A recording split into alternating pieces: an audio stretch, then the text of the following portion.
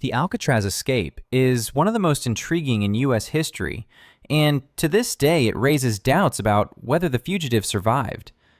Strong evidence suggests that the three prisoners who escaped did, in fact, change their identities and were never caught again. One of the most credible pieces of evidence that surfaced over the years was a letter received by the FBI in 2013, allegedly sent by one of the Anglin brothers. To understand why this case was reopened and how the prisoners planned the escape, stay with me until the end of this video. Let's go back to 1962. You're imprisoned on an island. Not just any island. A concrete fortress in the middle of the sea, surrounded by waters colder than 12 degrees Celsius, infested with sharks and with currents so strong that even Olympic swimmers hesitate.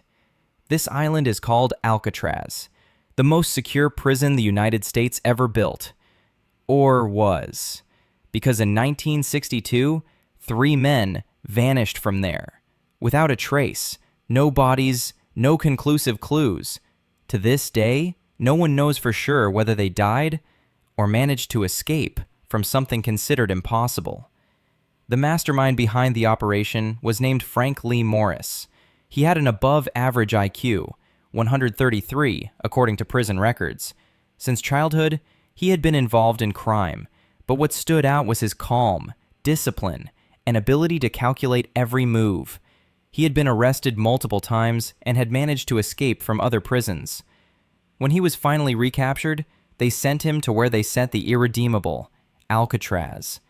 There, he met John and Clarence Anglin, brothers raised in a poor family in Georgia. They grew up swimming in cold Florida rivers and, unlike most inmates, had an absurd resistance to cold.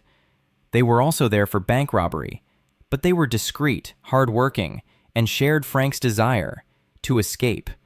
Alongside them was Alan West, the fourth member of the group.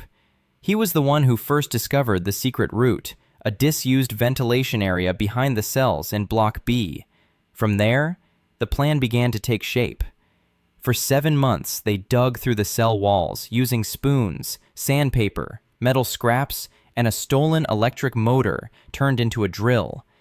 The walls were weakened by the island's moisture and salt, which made the job easier.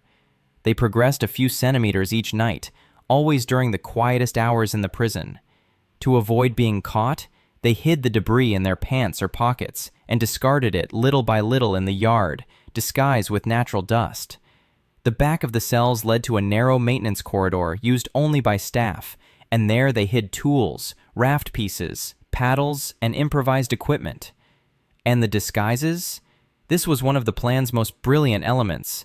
Knowing that guards did nightly inspections, each inmate built a fake head out of papier-mâché, soap, cement, and real human hair. The heads were so convincing, they are now preserved in museums.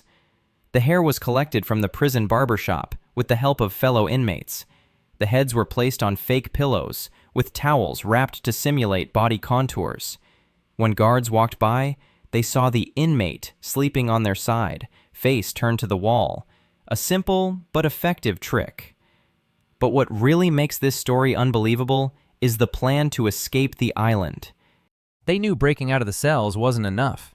Alcatraz was nearly 2.5 kilometers from the mainland, and the water was cold enough to cause hypothermia in under 20 minutes. So, they began stealing prison-issued raincoats, little by little, from the storeroom. They used over 50 coats, stitched together with laundry thread and glued using a paste made from toothpaste, soap, and paper. The inflatable raft was secretly tested in a hidden area of the prison. Yes, they managed to inflate it using a hand blower made from accordion parts stolen from the prison band. The paddles were made from plywood taken from baseboards and broken tools. Every part of the plan carried extreme risks. They had to dig for hours, hand-stitch materials, hide everything in a secret tunnel stash, and keep up a normal routine during the day. One mistake, and they'd be sent to solitary for an indefinite time.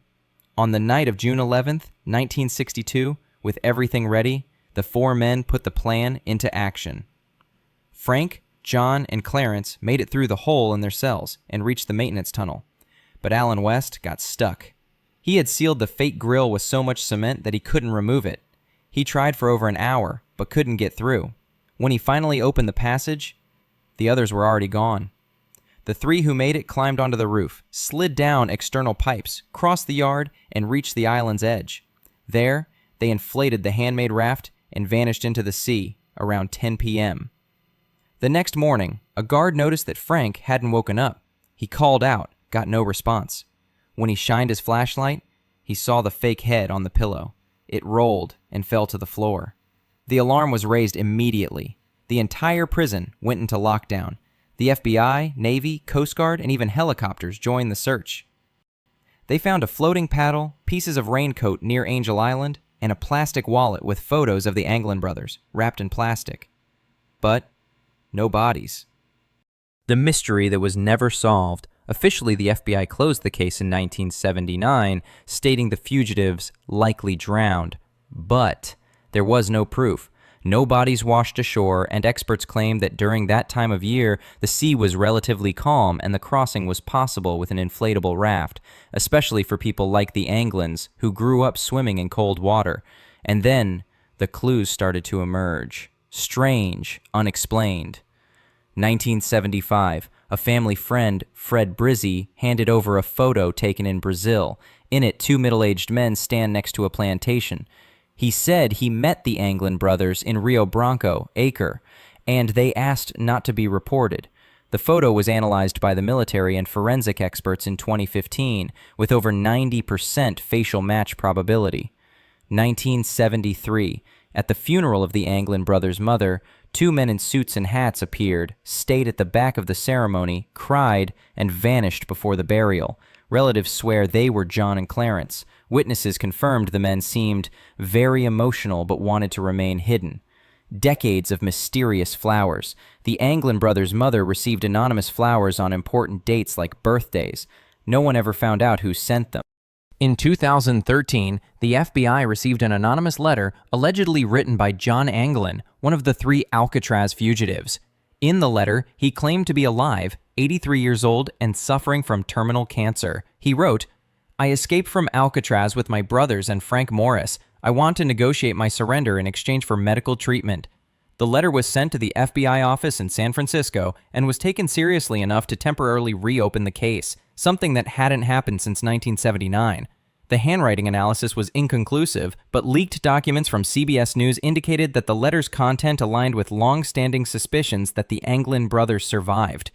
Although the FBI never publicly confirmed its authenticity, it didn't dismiss the letter and left the case pending new evidence. For many, that letter is the greatest proof that at least one of the fugitives was alive more than 50 years after the escape.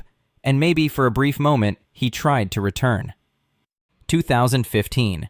A History Channel documentary showed an AI-enhanced forensic simulation of the Brazil photo. The results showed a very high resemblance to the Anglin brothers. The FBI said it wasn't conclusive, but never ruled it out. The final question. Did they survive? Frank Morris, John Anglin, and Clarence Anglin managed to escape from the most secure prison in the world. That's a fact. What we don't know is, what happened next? Did they die in the freezing waters? Or did they cross the bay, reach the mainland, and disappear into a new life? Perhaps in Brazil, perhaps in Mexico. To this day, there is no definitive proof of death or life, only clues, and a silence that has lasted over 60 years.